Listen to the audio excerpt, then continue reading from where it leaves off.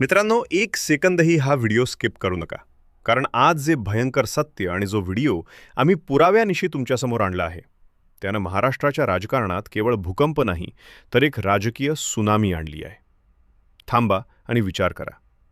जर राज्याच्या एका अतिमहत्त्वाच्या नेत्याला, म्हणजेच थेट अजितदादा पवारांना संपवण्याचा किंवा त्यांच्या राजकीय अस्तित्वाचा घातपात करण्याचा कट रचला जात असेल आणि त्याचे धागेदोरे सत्तेत बसलेल्या रुपाली चाकणकर आणि गुन्हेगारीच्या छायेत असलेल्या कॅप्टन अशोक खरात यांच्याशी जोडले जात असतील, तर हा किती मोठा आणि भयंकर कट असू शकतो. आजवर ज्या गोष्टी केवळ बंद दाराआड आणि दबक्या आवाजात चर्चेल्या जात होत्या, त्या सर्व चर्चांना पूर्णविराम मिळाला आहे.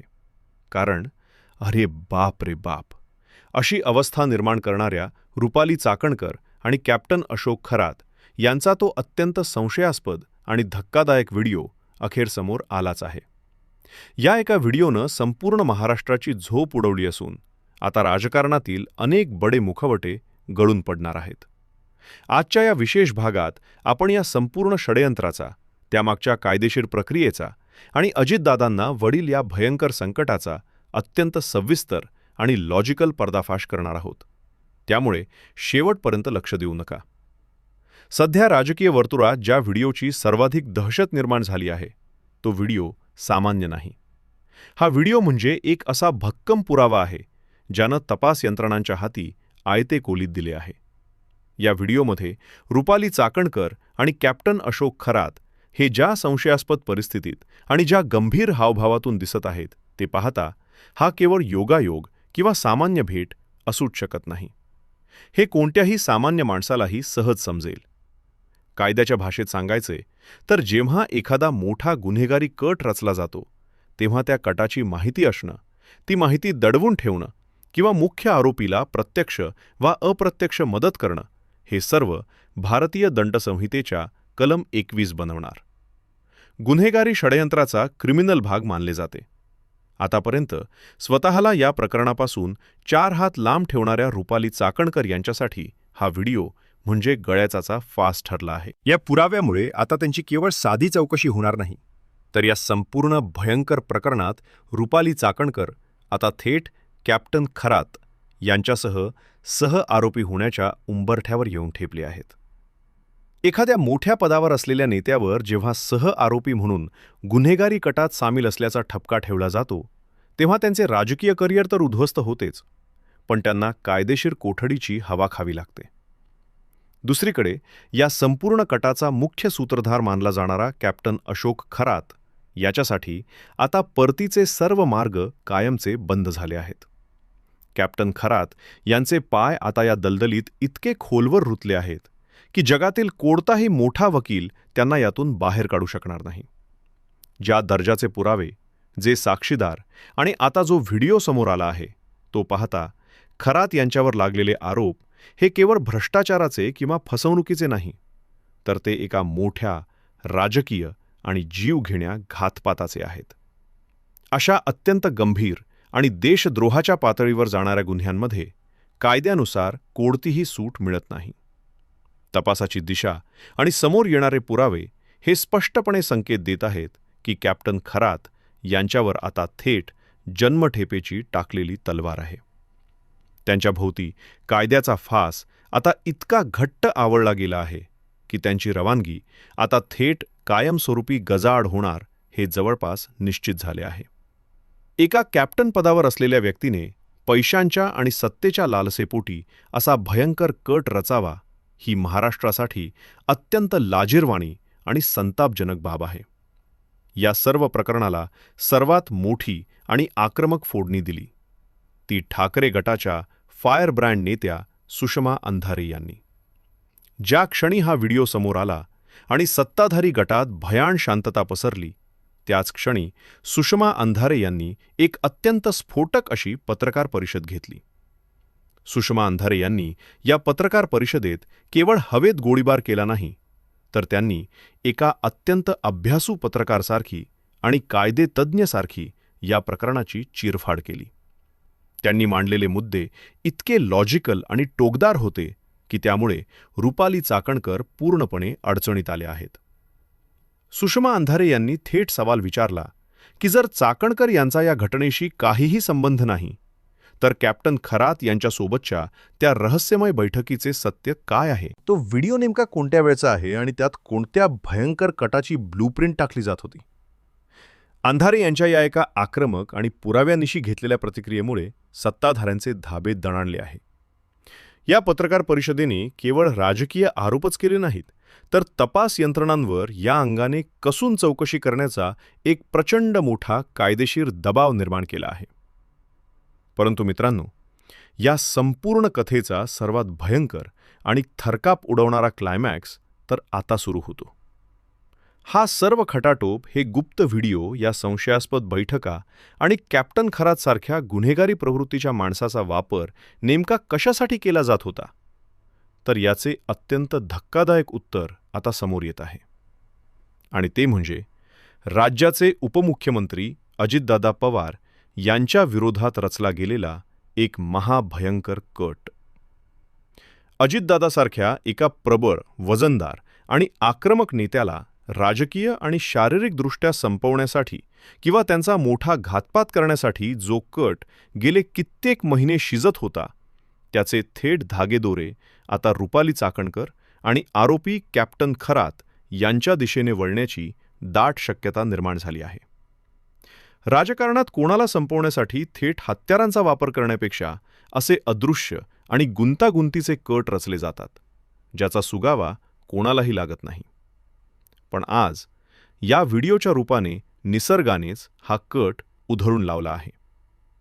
जर अजितदादांच्या घातपाताच्या आरोपाचं हे कनेक्शन रुपाली चाकणकर आणि कॅप्टन खरे यांच्यावर कायदेशीररित्या सिद्ध झाले, तर हा महाराष्ट्राच्या इतिहासातील सर्वात काळा दिवस ठरेल. आणि यातील एकाही आरोपीला जनता आणि कायदा कधीही माफ करणार नाही. हा व्हिडिओ म्हणजे केवळ हिमनगाचे टोक आहे. राजकारणाच्या या बुद्धिबळात आता कोण कोणाचा बळी देणार आणि स्वतःचा बचाव करण्यासाठी खरात आणि चाकणकर आता कोणाकोणाची नावे घेणार, हे पाहणे अत्यंत थरारक असणार आहे.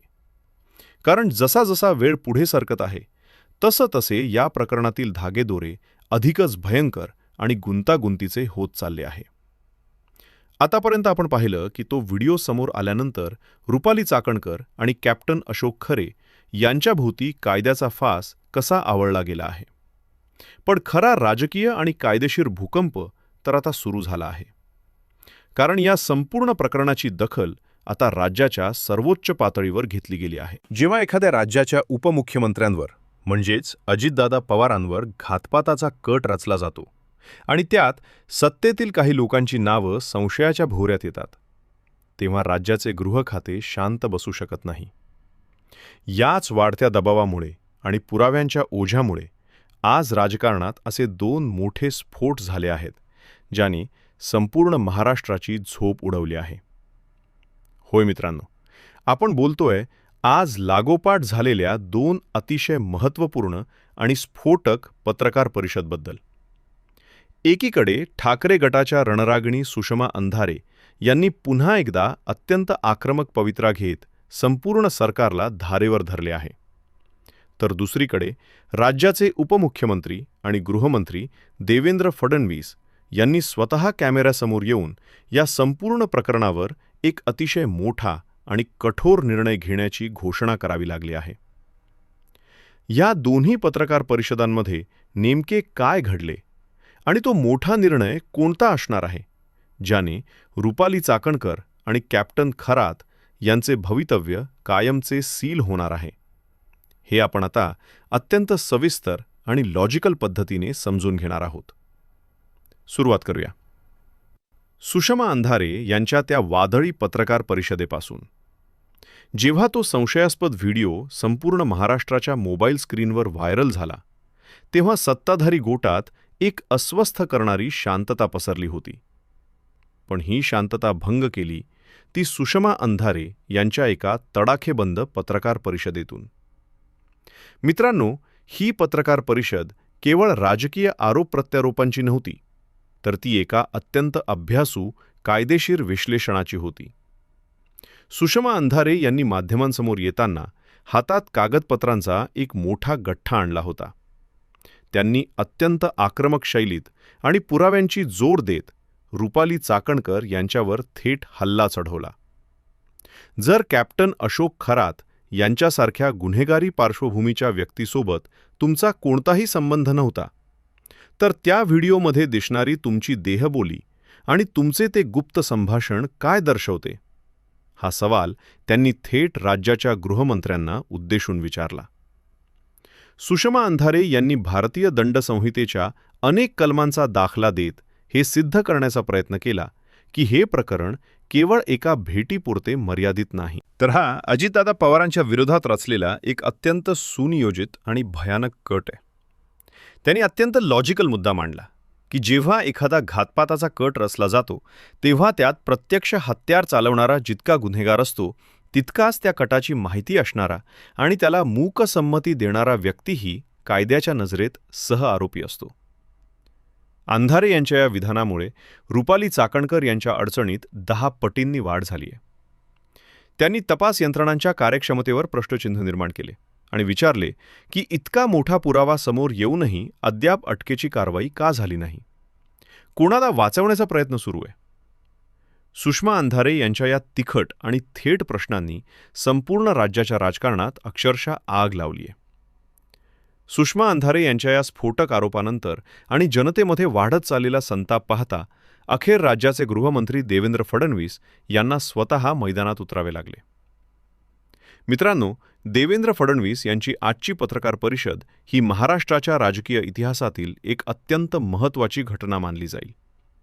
कारण जेव्हा राज्याच्या एका उपमुख्यमंत्र्यांवर म्हणजेच अजितदादांवर अशा प्रकारच्या भयंकर घातपाताचा कट रचल्याचे आरोप होतात आणि त्यात सत्तेतील काही नावांचा संदर्भ जोडला जातो, तेव्हा प्रकरणाचे गांभीर्य सर्वोच्च पातळीवर पोहोचते.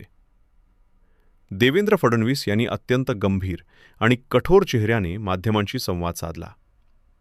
त्यांनी सुरुवातीलाच हे स्पष्ट केले की कायद्यापेक्षा कोणीही मोठे नाही, मग ती व्यक्ती सत्तेत असो वा विरोधात.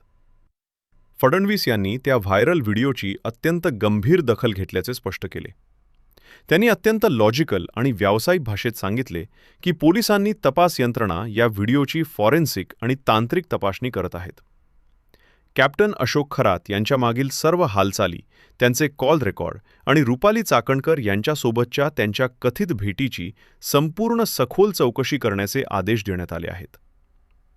फडणवीस यांच्या या एका वाक्याने हे स्पष्ट केले आहे की आता या प्रकरणात कोणालाही पाठीशी घातले जाणार नाही. त्यांनी अजितदादांच्या सुरक्षेच्या मुद्द्यावरही अत्यंत कडक भूमिका मांडली. राज्याच्या कोणत्याही नेत्यावर, विशेषतः उपमुख्यमंत्र्यांवर, जर कोणी अशा प्रकारचा कट रचण्याचा धाडस करत असेल तर त्या कटाची पाळेमुळे खोदून काढली जातील आणि दोषींना कोणत्याही परिस्थितीत सोडले जाणार नाही, असा थेट आणि सज्जड इशाराच फडणवीस यांनी दिला आहे. मित्रांनो, देवेंद्र फडणवीस यांच्या या पत्रकार परिषदेनंतर आता संपूर्ण राजकीय वर्तुळात आणि प्रशासकीय पातळीवर एकच खळबळ उडाली आहे. कारण या पत्रकार परिषदेच्या शेवटी फडणवीस यांनी जे संकेत दिले आहे ते अत्यंत धक्कादायक आहे. येत्या काही तासातच या संपूर्ण प्रकरणात एक अत्यंत मोठा आणि ऐतिहासिक निर्णय होण्याची दाट शक्यता निर्माण झाली आहे. हा निर्णय काय असू शकतो? काही तज्ज्ञांच्या आणि राजकीय विश्लेषकांच्या मते या प्रकरणाची व्याप्ती आणि गांभीर्य पाहता राज्य सरकार एका विशेष तपास पथकाची SIT स्थापन करण्याची घोषणा करू शकते. किंवा त्याहूनही मोठी शक्यता म्हणजे कॅप्टन अशोक खरे यांच्यावर थेट अटकेची कारवाई आणि रुपाली चाकणकर यांची अधिकृत चौकशी सुरू करण्यासाठी त्यांना समन्स बजावले जाऊ शकते. जर रुपाली चाकणकर यांच्यावर सहआरोपी म्हणून गुन्हा दाखल झाला तर त्यांना आपल्या पदाचा राजीनामा द्यावा शकतो. हा निर्णय महाराष्ट्राच्या राजकारणाला एक नवीन आणि अनपेक्षित वळण देणारा ठरणार आहे. अजितदादा, वरील या कथित घातपाताच्या कट मागे नेमका कोणाचा मेंदू होता? कॅप्टन खरा की हे केवळ एक प्यादे होते का? आणि रुपाली चाकणकर यांचा या कटातील नेमका सहभाग किती होता? या सर्व प्रश्नांची उत्तरं आता या मोठ्या निर्णयावर अवलंबून आहेत. तपास यंत्रणा आता कोणतीही हयगय करणार नाहीत.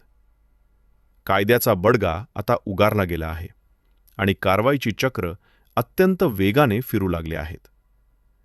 त्यामुळे मित्रांनो, आता पुढचे काही तास महाराष्ट्राच्या राजकारणासाठी अत्यंत निर्णायक असणार आहे.